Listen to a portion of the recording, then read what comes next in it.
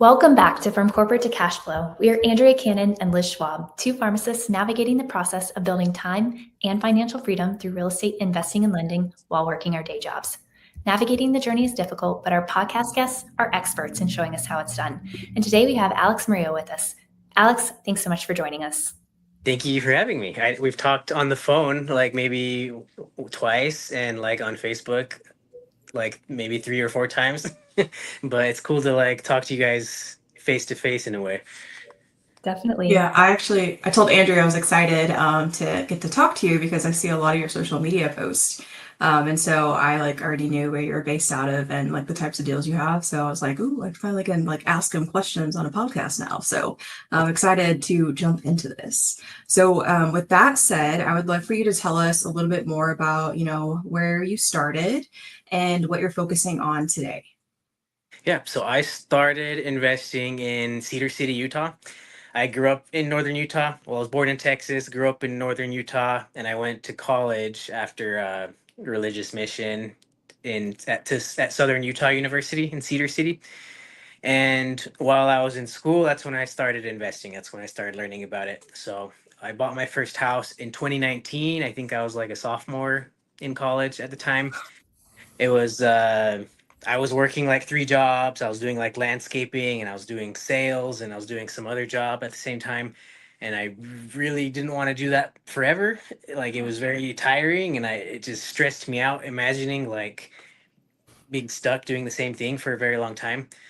So I think bigger pockets like Brandon Turner influenced me quite a bit, and I ended up, with the help of my wife, we were able to qualify for like I don't remember what the amount was, but we qualified for like the cheapest house available at the time in Cedar City, and it needed a ton of work. It was just a dump. It smelled like piss, and we bought it. And I spent the next year fixing it up, renovating it, and getting it rent ready. And we rented it out, moved to the next house, and we just kind of that's kind of how we started. So through that process, I learned how to fix things. I learned how much materials cost. I learned how a renovation actually works, how the process looks, how painful and excruciating it can be, and slow and long. How expensive it can be, especially and especially as a college student. And now, I guess I'm 28 now, so it's been like 6 years about. So now I focus mostly on creative finance stuff, seller financing. I learned how to do this 2 years ago, and it's just way better than all that crap I was doing before. Like it's just I can help people become homeowners that didn't believe they could, so it's actually fulfilling, and I can create cash flow that's actually like it's tangible, like money. It's money you can spend with creative finance. So that's what I'm doing now. Yeah, I already know I have like 1,000 questions for you because I feel like we always say like hindsight is 2020, but the fact that you started this, you said you bought a house your sophomore year of college. Yes. Like I would have been a bajillionaire by now if I would have done that, right? And so like I am just so curious because you said you when you learned about it, how did that even come about? I know you mentioned bigger pockets, but like did you have a mentor? Was it you just being like, I need to figure this out? Like what happened? So I tried to find somebody to teach me. So I started watching YouTube videos. One of my 3 jobs was a graveyard shift. I worked at a group home with teenage girls, and I would make sure they didn't escape, something like that. And I would just stay up all night long, either doing homework or watching YouTube videos about real estate. So I remember vividly a Bigger Pockets Brandon Turner video talking about how he became financially free by the time he was 27, something like that, through real estate. And I was like, I just remember that moment thinking like, wow, is there really a different way? Like, is there something else?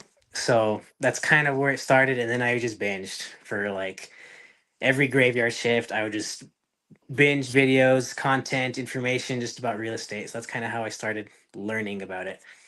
Yeah, I love And that. and I tried, yeah, I reached out to several people I thought were investors. I didn't really have a good concept of like how to know if somebody like how do you know who's an investor? Like where do they come from? where, you know, I didn't know how to find them. Yep. So I used the Bigger Pockets platform at the time to find people in my area, and I found like one guy. I sent him a message. I was like, "Hey, what do you think about this deal?"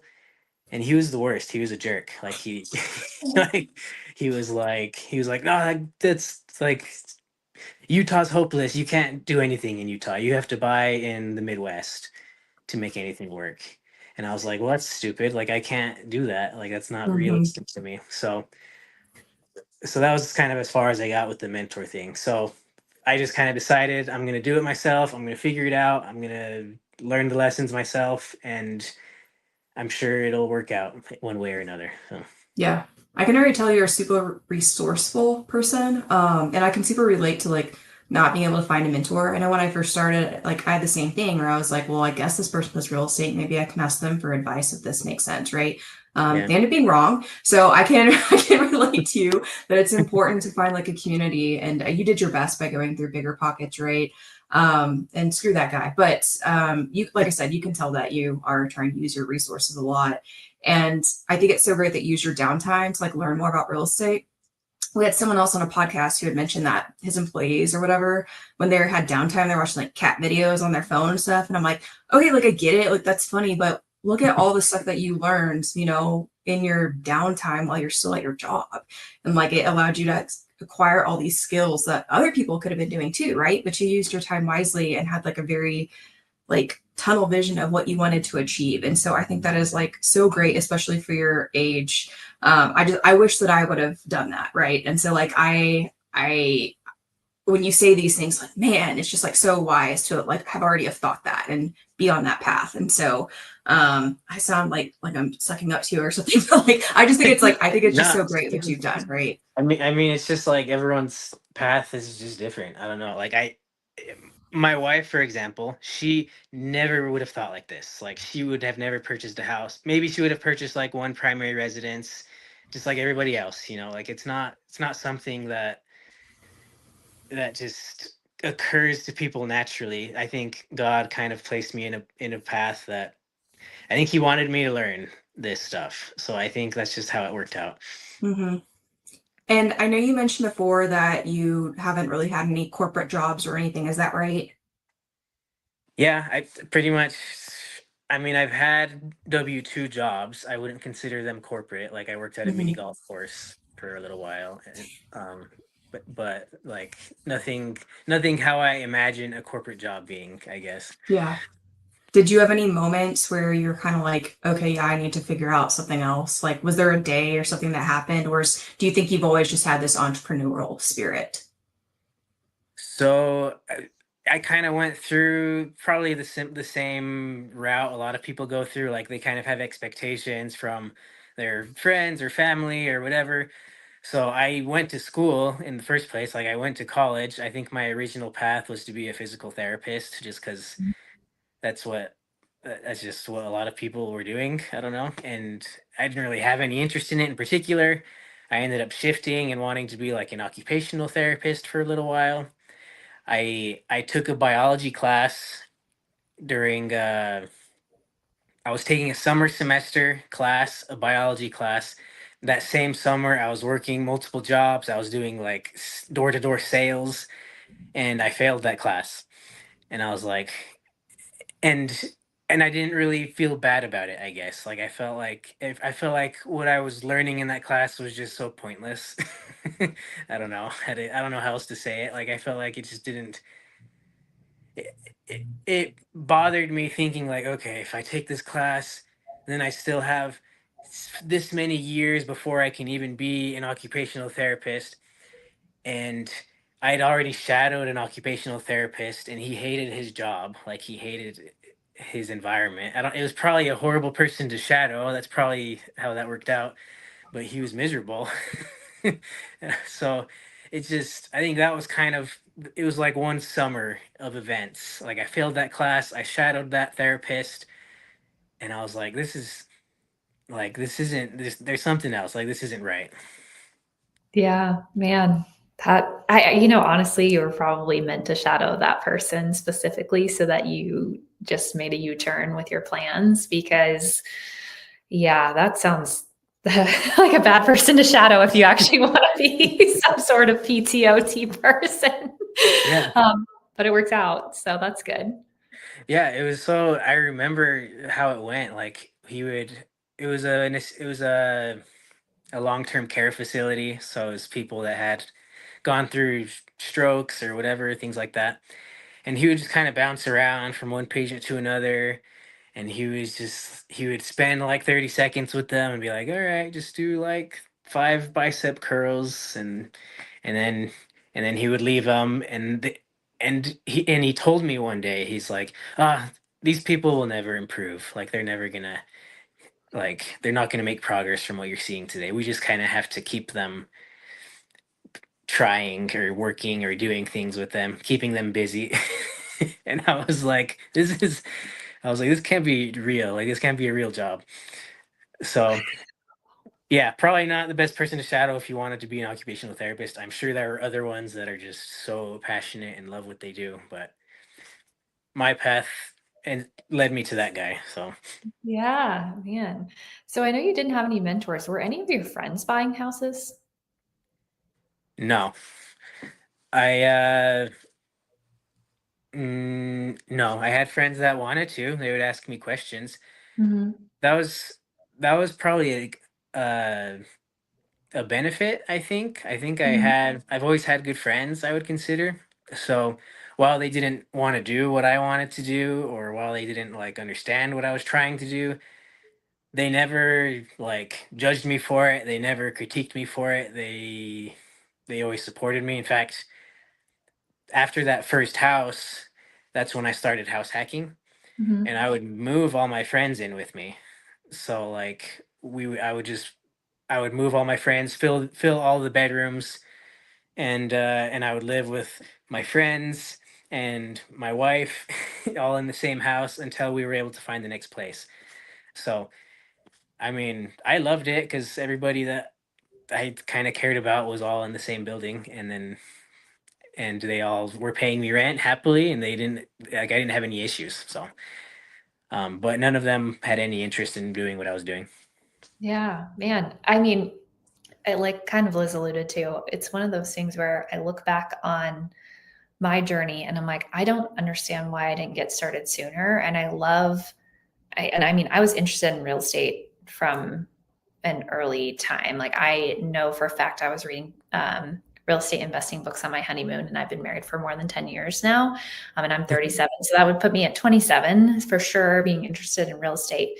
But I always thought it was something I couldn't do now, and I had to wait till later. And I did wait, right? But I did eventually take action. Obviously, it wasn't like a someday thing, but it's kind of like a time frame with my husband being in residency. I'm like, we have student loans, and he's not making a lot of money, and we're not stable. And I just kind of was like, oh, this is something like I'm going to get started on at a later point in time. And I absolutely love that you'd had nobody mentoring you, no friends that were doing it, and you still said, I'm going to do this right now. That is incredible.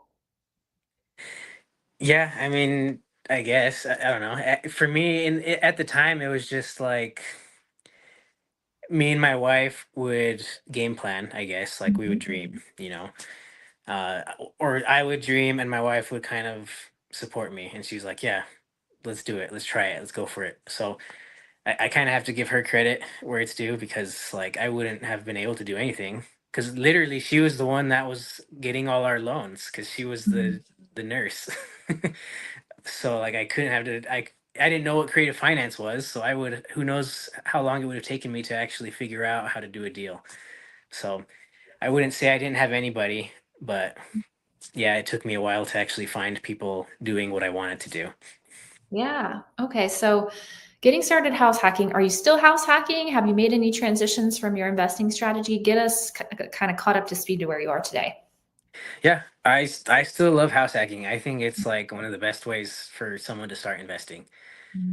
If especially if they're especially if they have a job, whether it be corporate or some W-2 where they can qualify for an owner occupant loan. I think those loans are super dope.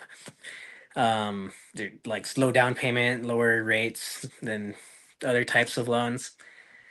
So I'm still doing it now. We definitely do not like it as much. We're getting sick of it.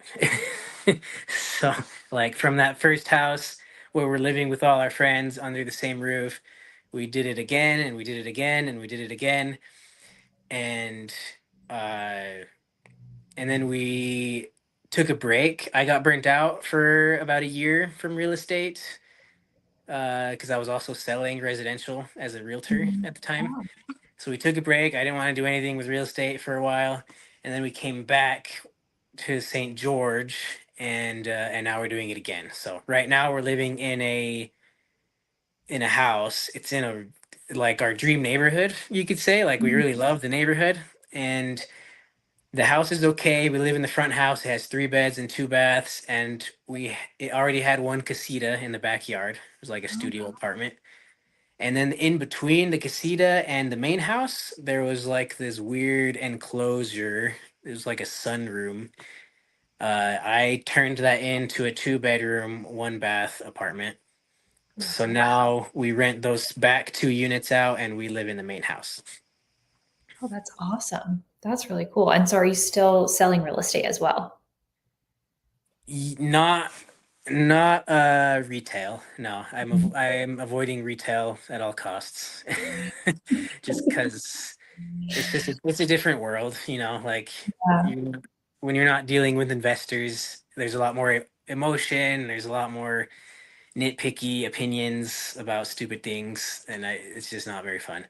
So I like helping investors. I love helping business owners find houses with seller financing, and uh, and I love helping kind of non-traditional families find houses. So that's what I use my license for still. That's really cool. And when you say non-traditional families find houses, Liz and I are familiar with that, but maybe other people aren't. Would you mind sharing what that means? Yeah. So, I mean, a non-traditional, I would say a traditional type family would be somebody who was born in the US, who has a social security number, who has good credit and a job, and they're looking for a house, getting a traditional loan from a bank, whether that be conventional or FHA. A non-traditional person or family would be someone who is missing one or all of those aspects. So maybe they weren't born here, maybe they're an immigrant, maybe they don't have a social security number, maybe they don't have credit, maybe they're self-employed. So qualifying for loans and reporting income is the whole ordeal for them. So families like that. So I speak Spanish. My family's from El Salvador, so a lot of my clientele outside of business owners and entrepreneurs would be Latino families who immigrated here, who uh, who work, pay cash for everything, and they don't have social security number. Maybe they have an ITIN number or something like that, and I help those families buy houses. Yeah, that's awesome. And I'm sorry, you may have said this, but these houses are on or off market. Both, either one. So how are you So finding the ones that are off market? off market for creative finance, seller finance type stuff. I love expired listings. I think expired listings are a great way to go. So, because a lot of times houses expire because they couldn't sell, because they don't have a ton of equity. They couldn't lower their price anymore because their loan balance was too high. So they just gave up and are like, okay, we'll just stay here until something changes. So, Hmm. the- like it's a pretty it's usually a pleasant conversation when I can call those people and like present them an option that their realtor that didn't when they were trying to sell it. Yeah. I feel like there's also like a long-standing debate if being a realtor like helps you with creative finances and like getting deals and stuff. What is your view on that? Do you think it's helpful, needed, not necessary?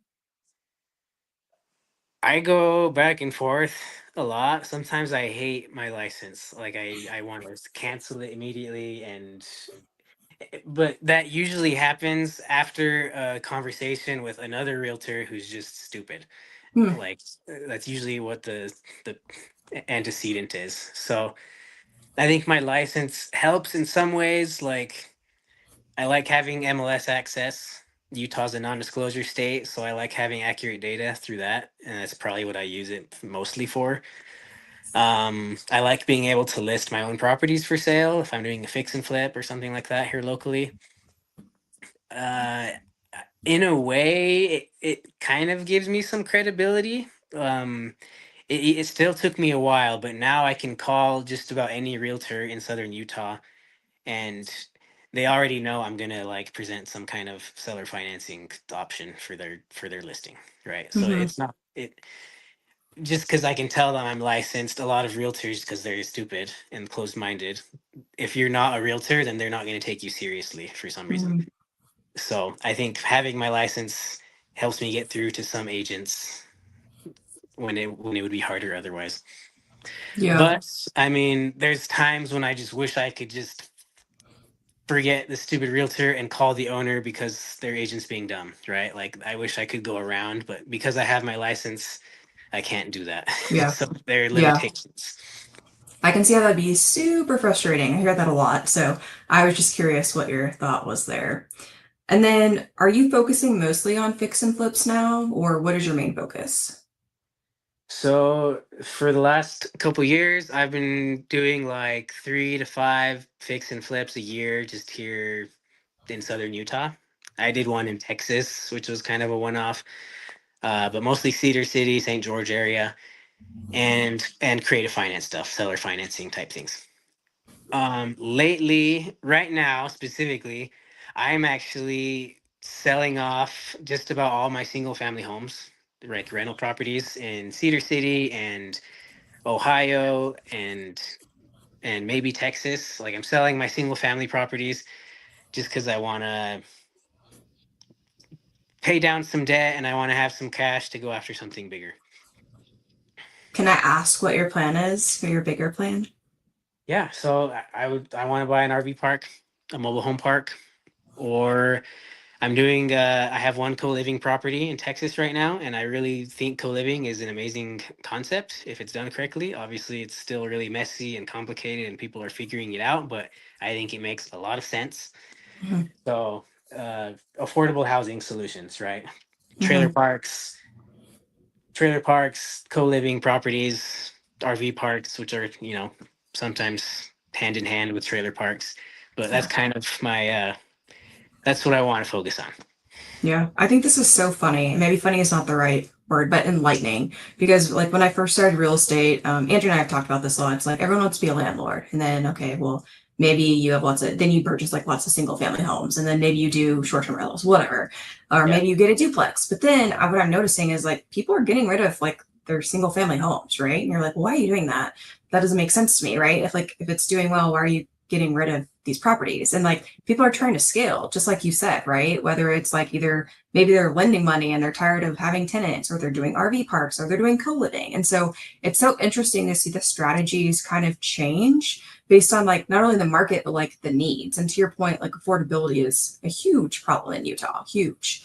And I'm also curious, do you do anything in the Salt Lake City market at all, or is it just St. George mostly? I haven't done anything in Salt Lake really. I haven't really tried, to be honest, just Yeah. because I don't know, being able to take a short drive and look at a property, it's just I don't know, it's just easier if it's local. Maybe that's Yeah. a limitation in my own mind, but I haven't Yeah, really tried anything up north. that's fair. I was just gonna ask if you had any perceived differences between the two areas, like, hey, we can do this in St. George, or we can't do this in Salt Lake. Um, I don't know. There are some things that I think do apply. Like, for example, if I'm doing a fix and flip in Cedar City, I can do whatever the heck I want to a house and like nobody cares. Mm-hmm. Like it's not I don't have to pull permits, neighbors don't give a crap because they just don't care. It's just like a smaller market and it's kind of like I don't know. If, as long as you do a good job, no one's gonna say anything. But I understand that a lot of areas in Salt Lake, especially Ogden, things like that, where other people do fix and flips, like it's a little more regulated. Uh, Mm-hmm. like permits are a little more important, things like that.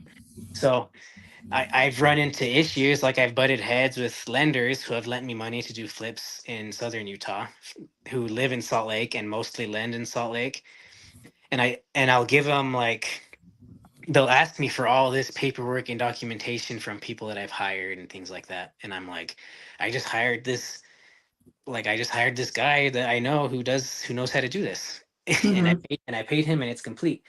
But so that would be the only thing that I would see would be maybe a learning curve is getting better at probably doing things. Maybe I don't know if I'd call it the right way, but the more official, slow way. Yeah, So no, that totally makes sense. You don't know what you don't know, right? And obviously right, you've mastered that market, so keep doing what you know how to do, right? right, yeah. So I did want to say one more thing when you were talking about other investors selling off single family homes. If we can come back to that for a second. Yeah. So this is something I've learned in the last year, probably that I think people don't talk about enough, and I just think it's really important. So single family homes, even like smaller multifamily properties, they might be doing well. Like they might be perceived as doing well because maybe they're rented and the payment or the rent covers the mortgage. But in reality, like any cash flow you think you're getting from those properties, it's not real. like it will at some point it's going to have to go back into the property. Like you're going to have to spend money to fix things. Like being a landlord sucks, especially with like a single family home. Like any maybe you cash flow $500 a month for a year and all of a sudden the HVAC goes out and now you're negative, you know. So maybe you have some equity, but like, can you use that equity? Can you spend that equity? Can you buy groceries with that equity? No, like you can't really, like unless you do something, and it takes forever to do that. So that was one of the reasons why. Like if I would rather hold a note, sell or finance a home to somebody, or buy something that's big enough to where like after all the big expenses as well, there's still cash flow. 100,000% agree. Unfortunately, I realized that shortly after purchasing a home and trying to rent it out. So you're like, wait a minute, you're actually not going to cash flow that much. And then, to your point, if something comes up, there goes all your money. So I think that is a huge learning point. And it sounds so stupid and obvious when you say it like that, right? Where you're like, duh, like if something comes up, all your cash is gone. But I think more people need to be talking about this because everyone just goes to, hey, get a single family home, rent it out, like you're a landlord, like you've made it, right? So I'm glad that you said that and circled back. So thank you for that point. Yeah, so I think people like you might, I mean, I have this conversation fairly often with people older than me who maybe they have some high income job but they haven't invested in real estate yet. And they talk to me like I'm some kind of wizard who has done everything the right way, but I'm like it's not like it's not that way. Like you actually have a way more powerful tool than I have right now, which is like a reliable high income, right? So you might have started later, but you can go up way faster than I could, you know. So like I have been qualifying for loans with a nurse income, which isn't nothing, but it's not like it's not like a doctor's income, right? Mhm. So that's also another lesson I've learned over the last year. Like, okay, while I've made money on fix and flips and client representation and some wholesale stuff, like my active income is my most useful tool. It's my most powerful tool, and I really need to get better at my active income. So, I think people try to skip that part too often. Yeah. Yeah. And like, it sounds so blaringly obvious to me when you're saying this. This is like a great, like base work for collaborations, right? Like with you're saying, well, you guys have a good opportunity because you have active income and like a high source of income. And then, but like looking at you have like all this experience, you have the connections, like you've actually done the rehabs. Like I couldn't tell you the first thing or like, how much does this cost? I'm like, I don't know, you know? And so I think this just shows like a good opportunity for people to collaborate. Granted, you always need to vet like your collaborators and people you meet up with, right? And join money together, whatever that looks like. But I just want to point that out. Everyone has like separate skill sets, right? And I think there's a lot of value in collaborating and working together. So thank you Yeah, for no, bringing it up too. yeah, I think that's like the most beautiful partnership that could be at like just somebody who already knows that they don't want to be an operator or a landlord or a property manager. like they know they want to invest. Right? And then there's other people who are stupid like me who want to actually like who unfortunately know how to do like the hard stuff, like the dirty work, and talk to tenants and things like that. So I think it's like if people are too selfish to try to bring on a partner that complements their skill set, then I think like it's just they're going to learn a very difficult lesson at some point, or they're going to be able to, or they're not going to be able to grow like they want to. Yep. Bingo. Bingo. And then I know you've already shared a lot of lessons with us that you've already learned at your very young age in a real estate journey already. But can you maybe let us know, like maybe your top one, maybe just something throughout real estate that you wish you would have known when you first started?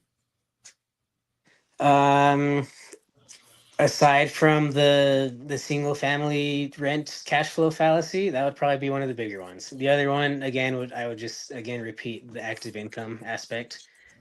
I think because this is what I've learned now, like the big investors, the people that I look up to, like Pace Morby, Ryan Pineda, all these guys, they talked about this too. Like they have rental properties, but their active income could cover their mortgages if everything were to go wrong, you know? Mhm. So I think people, they just assume everything will go right forever.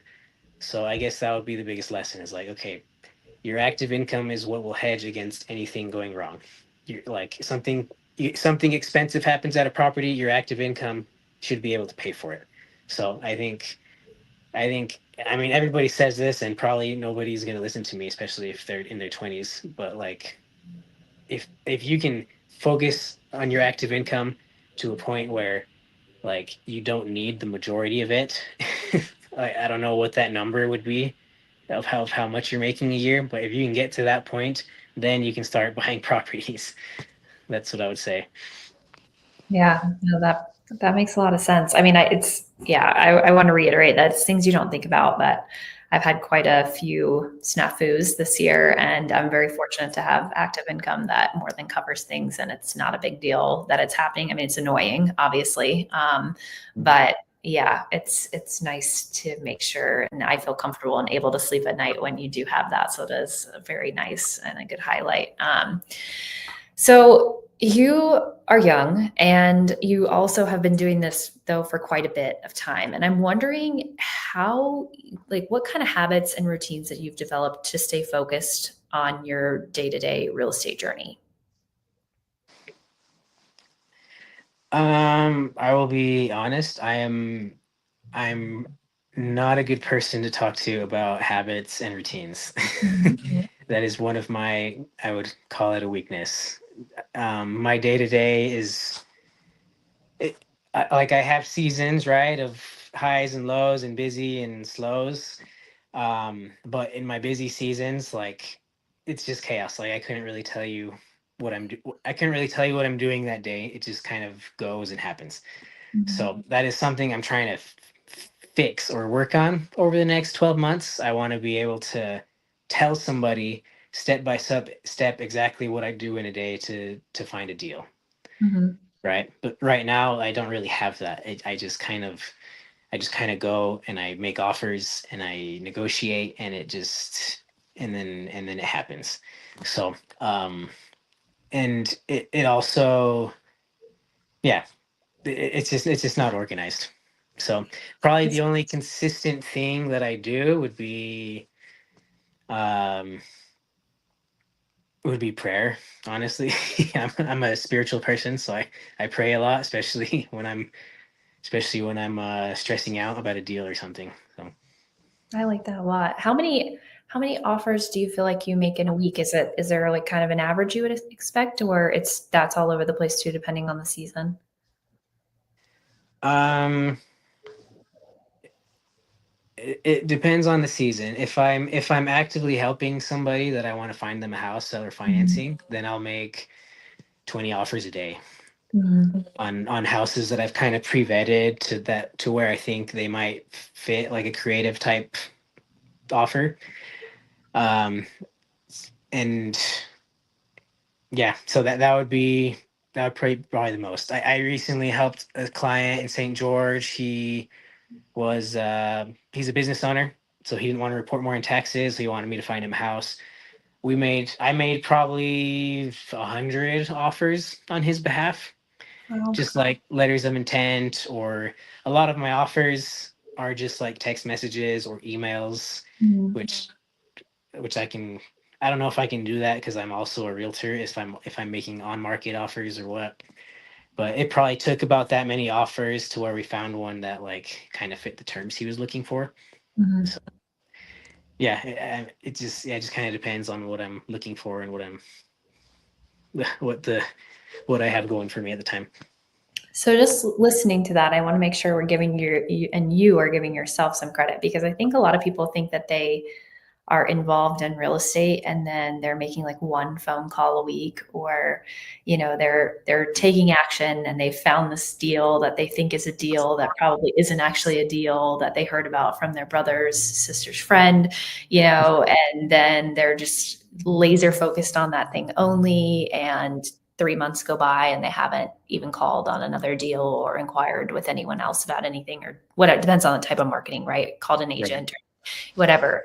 And so I think, a key thing to take away from what you just said is you're making a ton of offers to find deals, right? And you're doing them regularly when it's the time frame to do so. So I think that's definitely a nice takeaway for people that are listening to this, because I think a key thing is people think they're taking action when really they're just watching a Zoom or getting on YouTube and listening to things. And maybe they will pick up the phone call, or they'll send one letter or postcard, or they'll run one ad and it like won't work out. And so then they'll, spend a long time before they like take that next step, and it sounds like here you are making 100 offers on behalf of one of your clients, right? You're going to get a deal that way. So Right. give you some credit.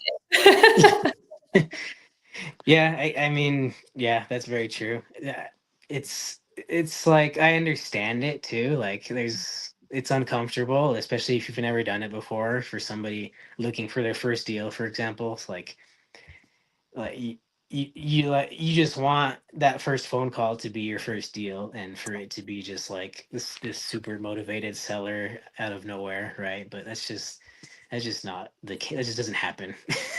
So it's a numbers game. That's what I've learned, especially from people who are like doing much larger operations than me. They're sending thousands and thousands of mailers a week, and that's to get 20 to 30 calls a day, right? So it's just like such a small percentage of your actual outreach and marketing. So I think people just get, like you said, they get too attached to one potential deal and they just hold on to it with everything they have. They just want it to be so amazing.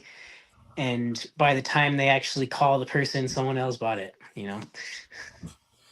Yeah, I think people underestimate the amount of work that goes into maybe just like one deal, right? Like the amount of outreach, number of phone calls, like the amount of vetting that it requires just for like one thing to be successful. A lot, they don't see the behind the scenes, right? They just see like, oh, I got this great deal. Like that must be so easy. So I always like to repeat it to Andrea's point, just because I think it's easy that gets lost. Because sometimes it can look so easy to do real estate when there's so much going on behind the scenes that a lot of people just don't see. So completely agree with that. And I want to back up because I love the piece of advice, because I love hearing what everyone has to say, right? It's like my favorite part of all this is just getting advice from everyone and hearing their perspectives. So let's say you're talking to someone that's a sophomore in college, right? And they want to start their financial independence journey and start exploring things because they woke up and they're like, this isn't going to work for me. I need something new. So what piece of advice would you give them in 30 seconds if they're just starting that journey? Piece of advice I would give them. I would tell them to house hack if they can find a way to make it work where they're located. Is because they need a place to live anyway, so they might as well offset their housing cost and pick a source of active income that can actually become sizable enough to make a difference. And and figure that out, stick to it, don't change, don't bounce around, pick that one thing and work on it for I don't know, long enough to where it actually has a chance of working for you. So if you, I don't know, people can't stick to things for like more than a week, if that. So maybe call it 6 months. I bet if somebody can stick to something for 6 months, doing it consistently every day, I bet they can know whether or not it's going to work for them or not. Yeah, that's great. I think Andrea literally said that time frame in a previous podcast when I was interviewing her. She said stick to 6 months for doing something. So that's great. I love that. And I also love the house hacking. Once again, when I was in college, this would have been such a great option instead of like smashing people into like a disgusting apartment that like you didn't even want to pay for in the first place, right? So Right. I so wish that I would have done that. And I think that's such a great piece of advice if people can figure out a way to do that. I also wanted to circle back just for everyone listening. Can you tell us what your current buy box is for anything that you're focusing on? My current buy box, I want to buy a trailer park or an RV park in southern Utah. That is my goal. I would love for it to be local so I can go look at it. I don't know why that's important to me. Um, I guess it doesn't really have to be, but that would be ideal. As far as size, I don't know. I haven't really gotten that far. I'm still kind of like I said, I'm in the process of selling off a bunch of crap right now that I don't want anymore. So that would be as far as I would go right now. A trailer park and an RV park in southern Utah. Okay. And then how about money? Do you need money? Um, yeah, I mean, I guess it depends on what the deal is, but I'll probably need money when I find it. So as far as money right now, I do have a co-living property in Texas that I have been looking for a partner on or funding on or something on. I was trying to do it myself and it just got a lot more expensive than I thought it was going to be. So that's kind of, as far as money needs right now, that would be the only one. Mm-hmm. Yeah. And how about fix and flips? Are you done with those, or are you still going to continue to do those going forward? I will continue to do them going forward, but I will be more picky about the project. Like it has to be really, really good. um, because I've started to see the value. I mean, wholesale is kind of like a buzzword, but I'm starting to see the value in wholesaling, right? Like it's velocity of money wise, it's just so much faster. You can reinvest your profit so much quicker. Whereas a fix and flip, like it could take 6 months, it could take a year to like get your paycheck, and that's assuming everything goes well. So I will still do fix and flips, but I'll be more picky about it. Yeah, that makes a ton of sense. It's the main reason why I've stuck with. I mean, I don't love wholesaling, but it is the main reason why I've stuck with wholesaling and not pivoted into any sort of fix and flipping. We've had a couple of projects that would have been a really good flip, and when I think about it, I'm like, would I rather have personally like $30,000 now or the potential of $60,000 later? But you don't know once you start opening up things if that 60,000 is going to go to 30,000 Right. really quickly. And I'm like, okay, well then maybe we should just Yeah, do no. the faster thing. It would have to be like if your options are 30,000 for an assignment fee. Mhm. For the fix and flip, it would have to be like six figures to Mhm. like be worth it, you know? Like it'd have to be way like just a stark contrast in your potential profit. So Yeah. I'm not like I still like them. I've made money on them and I'll still do them, but yeah, it's it's not what people think. It's a lot slower than people want it to be. And Mhm. wholesaling is just kind of, if you can be consistent and get good at it, I think it can be super awesome. Yeah, no, definitely. Still not my favorite activity, but has a lot of potential to make some money, which is good. So thinking about, I know you're a relatively new dad, so this may be a slightly different answer to the question. But Liz and I have a goal to travel, to get outside and have fun while we're on our wealth building journey. So it's not just all about the money. So I'd love to hear if you have any upcoming bucket list travel or adventures or things you want to accomplish in the next couple of years. Yeah, so we love traveling too. I love watching your posts and stuff. I'm like, holy crap! Like it's like inspiring to see other people doing fun stuff, because you actually just do it. Like you just put it on your schedule and you just buy a ticket and you just go. Whereas rather than just thinking and wanting to do it for years and years and years. So I love that. And I I liked I liked traveling to an extent. And when I met my wife, I enjoyed it even more. So my wife grew up, her mom was a flight attendant for Delta.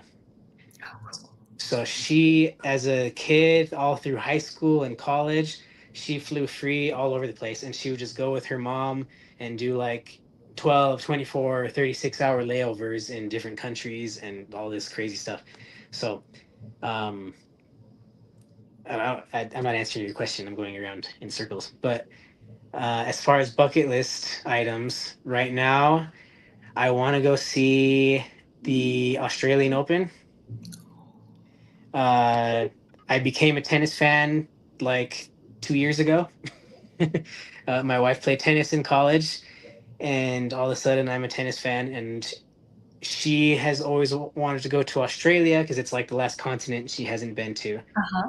So going to the Australian Open, and if I can see Djokovic play tennis before he retires, that's kind of my bucket list item right now. That's so cool. We have friends that are interested in seeing all the like are they grand slams or what? I don't know what they're Yeah. called, but those Yeah, for tennis. That's a really cool one too. And it like kind of checks both of your bucket list stuff. Do you have you traveled with your little one a lot? yeah, we just got back from a trip to Japan and we took her with us. So, that was a lot of fun. She just turned 1 3 days ago. So she's still really portable and easy to take places. Maybe that'll change. People tell us that might change. But we took her to Japan. We were there for 16 days, and I just kind of carried her around, and we just did everything we wanted to do. So it was a lot of fun. I know 2 other people in Japan right now, so there must be like a really good reason to go there or something. And that's so funny because I was like, what should be my next place? I was like, maybe it'll be Japan. And then you said Japan. I was like, okay, so maybe I'll have to bug you about what to do in Japan. Yeah, Japan was freaking amazing. It was just superior to the US in a lot of ways. It was Yeah, yeah.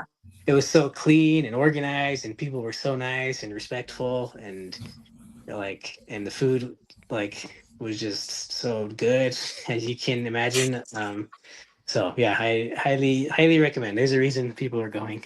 Yeah, yeah, yeah. Makes sense. Makes sense. Noted. So, I know we've talked about a ton of things already. If someone wants to get in contact with you or, pick your brains about the St. George area or invest with you, what is the best way that they can get a hold of you? They can text me 435-339-7664, or you can send me a DM on Instagram. Um, yeah, those would probably be the two easiest ways. Perfect. Yeah, that's awesome. Well, we really appreciate having you on. I feel like I've learned a lot and I love your journey. I'm like sort of a little bit jealous that you got started so early, but we all have our path. And so I understand that we're all walking our own, but yours is super cool. So mad props to you. And thanks for coming on to share this with us and everyone that's listening. So with that, we appreciate you being on. And thank you everyone for listening to this week's episode of From Corporate to Cashflow.